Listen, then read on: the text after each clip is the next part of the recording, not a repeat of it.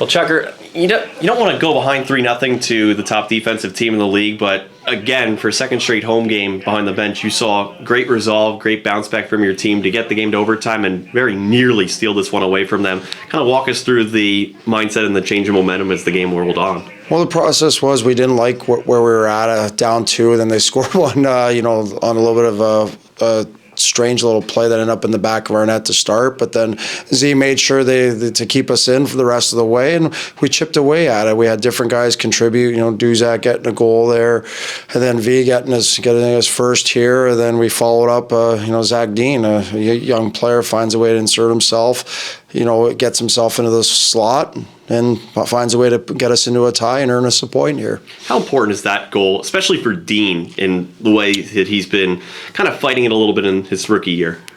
Well, we're not asking him to play an offensive role right now. He's doing a lot of PK, and he's doing a lot of hard work down low in our D zone coverage, and that's what we're asking of him. And you're starting to see him have a little bit more confidence with the puck. He's finding ways to get to the offensive zone, and then that part of his game will come because he is good in tight little areas.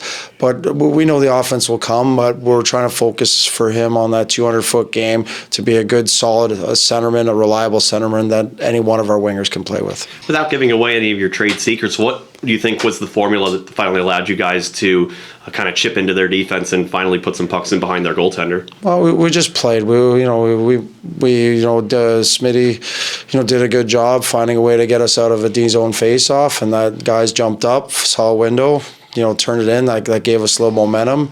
And then next thing you know, we have V with a great shot off the rush, makes it a 3-2 game. And now it's a game of momentums throughout the game. And, we just played those guys for 6 periods. And I bet you if you ask both coaching staffs, there was probably momentums on both sides of it. And it was very tight checking, and they're well coached over there, and with a lot of respect as the defending champions. And I thought we gave them a good go, and we'd like to see a win result, but it's a quick turnaround. We got Bridgeport back tomorrow.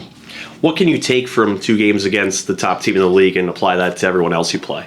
Well, it's still. They're a competitive team. They're a good structured defensive team that there's not much space out there, and they're the best team for a reason. But I think we can take that we're a competitive team. We can compete with anybody, and we can try to win in different ways. And you've seen it was a 1-goal game, 1-0 game on the road, and today we happen to be 4-3. So, yeah, in this league, and you have to have some elasticity to find different ways to win games. You got to hold leads when you have them. You got to find ways to get big goals when you're behind, and then your goalie's got to make saves. And anytime you have that, you got a formula that you can probably, over a consistency over a 70-plus game season, you can find ways to more W's than losses.